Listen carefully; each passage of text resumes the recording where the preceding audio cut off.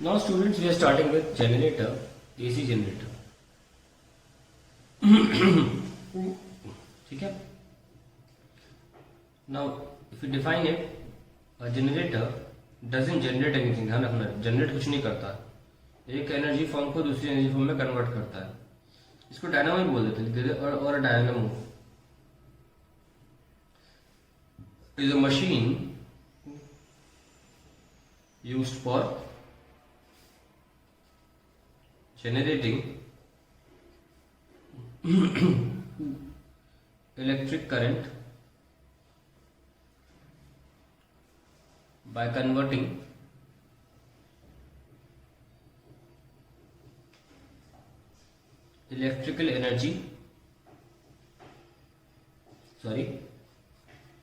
mechanical energy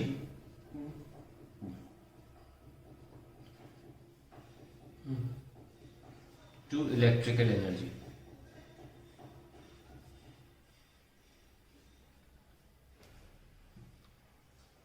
और principal इसका यही है, electromagnetic induction. When a coil cuts through magnetic flux,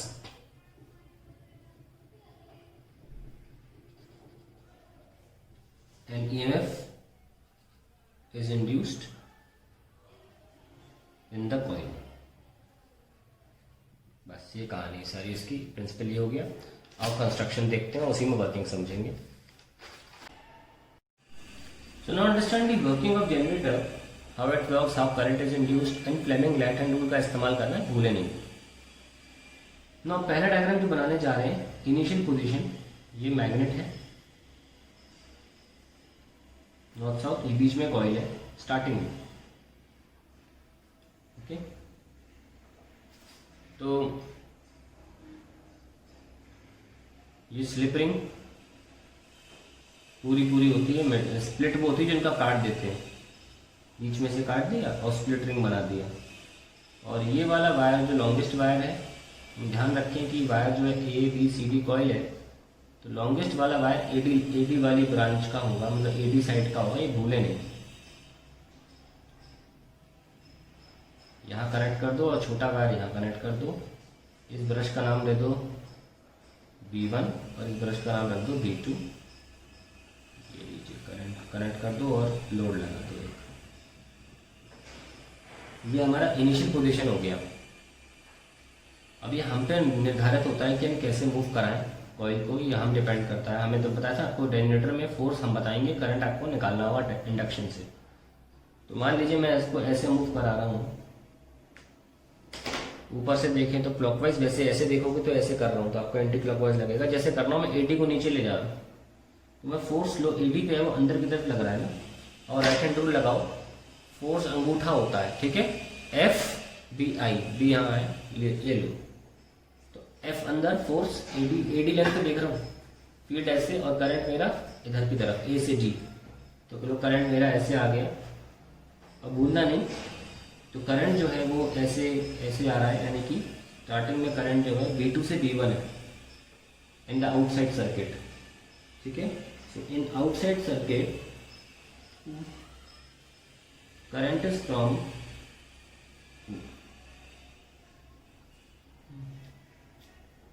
B2 to B1.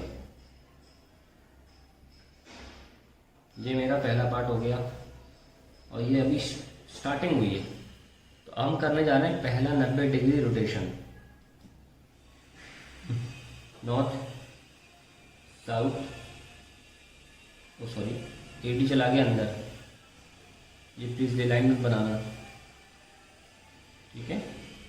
चलिए, अब एडी अंदर चला गया है, ए और बी आपके ऊपर आ गया. मैं आपको कॉइल मेरे पास रखी है, कॉइल से दिखाता हूँ. ये रहा कॉइल मेरी, तो मेरा ABCD ऐसे, तो ये फर्स्ट 90 डिग्री रोटेशन. देखो AB अंदर चला गया और BC मेरे सामने ऊपर है. ओके, ध्यान रखें ED की वायर लंबी थी और ये छोटी. तो अभी मैं इसमें स्लिप रिंग नहीं बना रहा, स्लिप रिंग्स बनाने की जरूरत नहीं है, बस मोशन दिखा रहा हूँ, ठीक है.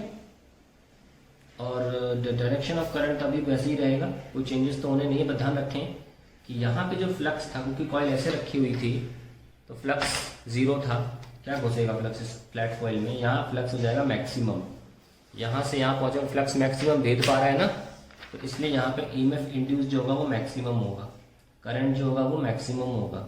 ठीक है, कहानी खत्म। अब आता है 180 डिग्री रोटेशन का खात्मा, बैठ रहा है। ठीक है, 180 डिग्री रोटेशन, देखो ये डायग्राम किस सिचुएशन में बिलोंग करेगा, 180 डिग्री रोटेशन हो चुका है और अब 270 की शुरुआत कर रहा है। मैं उस पोजीशन में बना रहा हूँ डायग्राम, ध्यान रखना। ये नॉर्थ, ये साउथ, और ये इसको आप लिटा दो,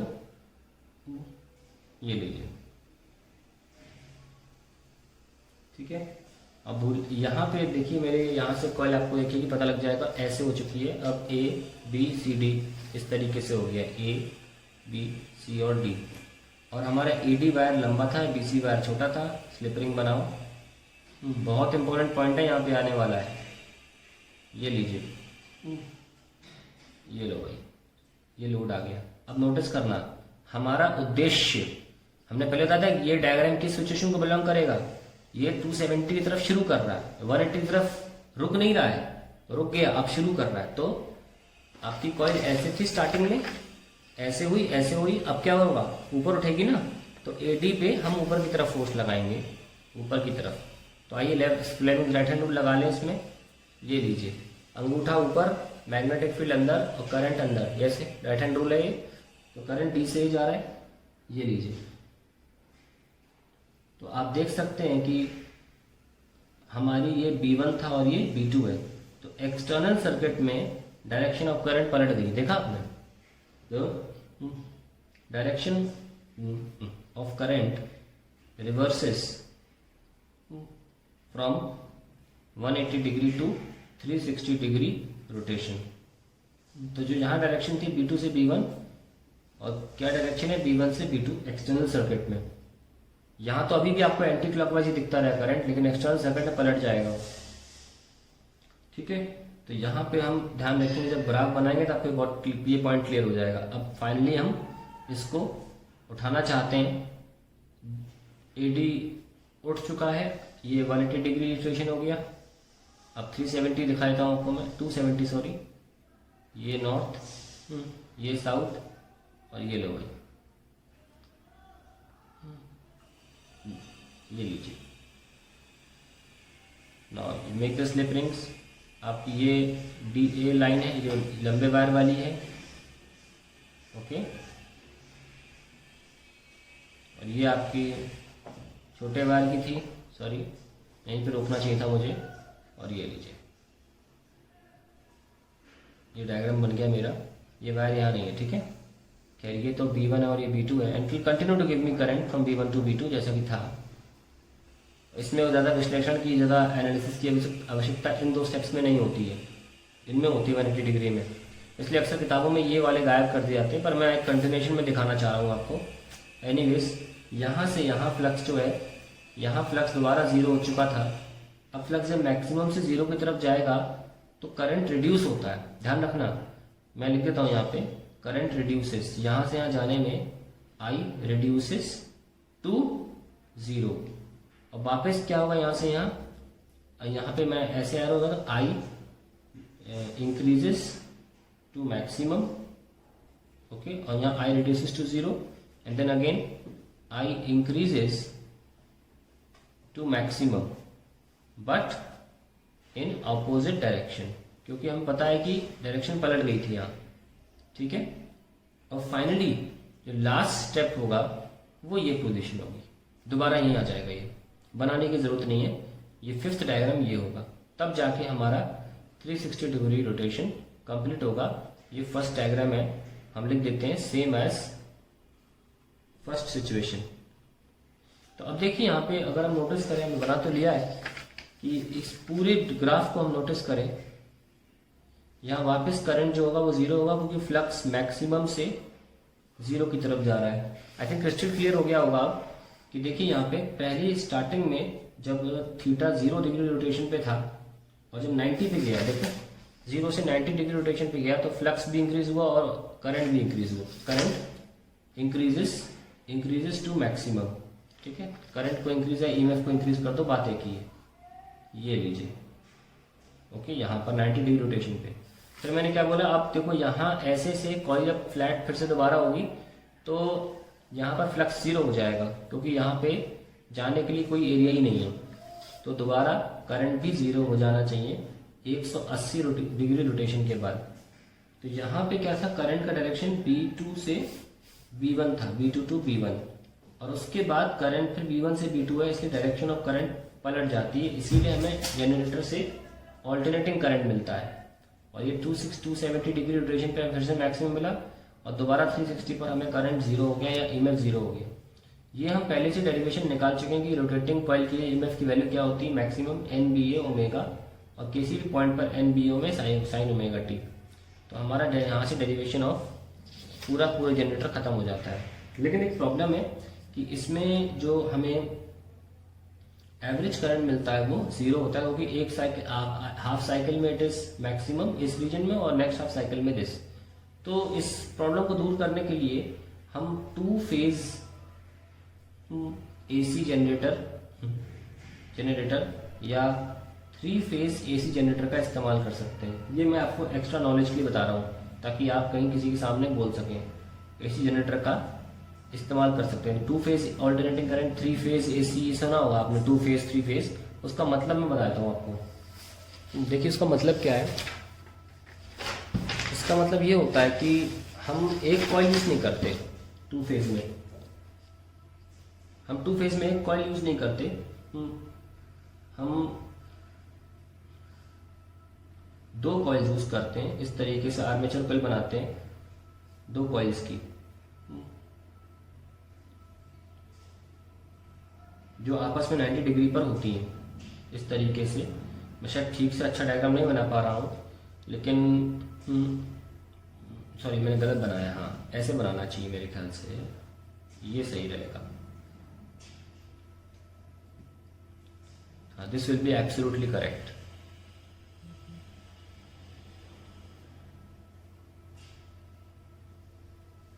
ये देखिए, तो आपस में 90 डिग्री पर ये कॉइल्स होती है। मैं चाहूँ तो ऐसे दिखा सकता हूँ 2 कॉइल्स को, ऐसे। तो ये बीच में ठूस दो, अगर बीच में ठूस दें तो एक तरीके से आपको इस तरीके की कॉइल दिख जाएगी। मैं ऐसे भी दिखा सकता हूँ इसे, है ना। एक कॉइल ऐसे कर लो और दूसरी, अब इनको जरा आप टेप से जोड़ के अपने आप को सेटिस्फाई करा सकते हैं, देख सकते हैं कैसा होगा ना। ऐसे देखो, ये कितना बढ़िया बन गया, देखो। सॉरी, ये वाला। अब यहाँ पे निकालने के लिए कुछ है मेरे पास, इस तरीके से होना चाहिए, ठीक है। तो अब चारों तरफ मेरे पास प्लेट्स हो गई ना, ऊपर भी, लेफ्ट भी, राइट भी, नीचे भी, ठीक है। आपको दिख रहा होगा चारों तरफ है ना। अगर इनको जोड़ा जाए ऐसे जोड़ा जाए तो बिल्कुल परफेक्ट बन गया। हाँ, अब ठीक है। आप देख सकते हैं मैं क्या कहना चाह रहा हूं, है ना। देख पा रहे हैं आप। तो इधर भी, इधर भी, इधर भी, इधर भी है। तो इससे फायदा क्या होता है कि जब आपका एक कॉइल में फ्लक्स जीरो हो रहा होता है तो दूसरी में मैक्सिमम हो रहा होता है। तो कभी भी सिचुएशन नहीं आती कि करंट पूरी तरीके से जीरो हो जाए। तो डायग्राम कैसे बनेगा, देखिए। एक कॉइल का ऐसे बना लिया, जब एक कॉइल जीरो पर थी दूसरी कॉइल मैक्सिमम पर थी, ऐसे देखो, ठीक है। तो ये बिल्कुल सुपर पोजिशन प्रिंसिपल जो हम ऑप्टिक्स में यूज करते हैं ना, वही की बात कर रहा हूं मैं यहाँ। ये देखो, ये देखो, ये देखो। तो जब ये फर्स्ट कॉइल और ये सेकंड कॉइल, तो जब एक मैक्सिमम, जब एक जीरो पर है दूसरी मैक्सिमम पे है, जब एक मैक्सिमम पे दूसरी जीरो पर है, फिर जीरो तो ये मैक्सिमम आ जाएगा यहाँ उल्टे डायरेक्शन में। तो जब इनको हम सुपर इम्पोज करेंगे इन 2 डायग्राम्स को, तो हमें कभी भी करंट जीरो नहीं मिलेगा। जैसे मान लीजिए एक ये हो गया और दूसरा डायग्राम जो है वो यहाँ पे आ रहा है। जैसे यहाँ पे मैक्सिमम है तो यहाँ पे जीरो है, बनाया था ना मैंने अभी। तो इस तरीके से विल गेट अ जीरो ना, तो यहाँ पे आ जाएगा। तो I will never get a zero when I join the two. If I superimpose the two graphs, I will never get a zero. Now similarly we have a 3 phase generator, और 3 phase थोड़ा paper से बनाना दिखाना में बहुत मुश्किल होगा, और इसलिए मैं आपको बताता हूँ कि 3 फेज में आप खुद भी लॉजिक लगा सकते हैं कि 3 फेज में जो प्लेन्स होंगे वो आपस में 60 डिग्री एंगल पर होंगे, ठीक है। कुल मिला के आप 360 डिग्री, अगर 60 डिग्री एंगल पर रखेंगे तो आपको और ज़्यादा एवरेज फॉर्म में करंट ज़्यादा मिलेगा, और इसमें we can increase the phase, but normally 2 phase और 3 फेज में होता है। इसमें क्या होता है कि the coils are inclined to each other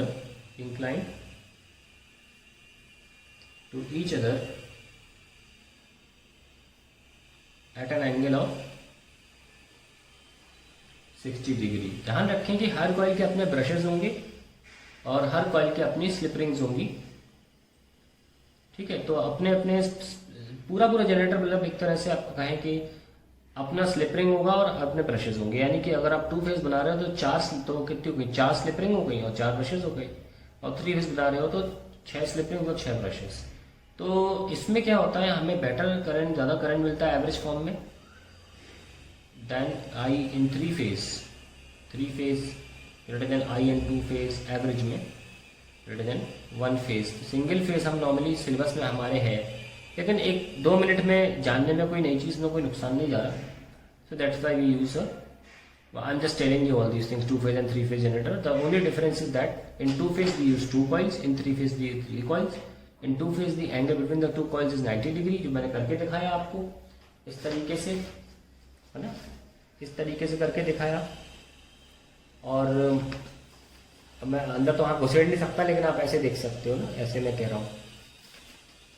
और ये भी कहा जा सकता, हाँ अब परफेक्ट है, ये मैं कहना चाह रहा था, अब ठीक है। तो ये देखो मेरा परफेक्ट एग्जाम्पल आ गया इसमें।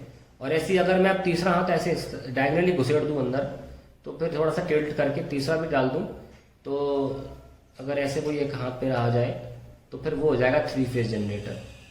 जस्ट नॉलेज के लिए क्या बुराई जानना। तो that is the AC generator. In the next lecture will do the DC generator.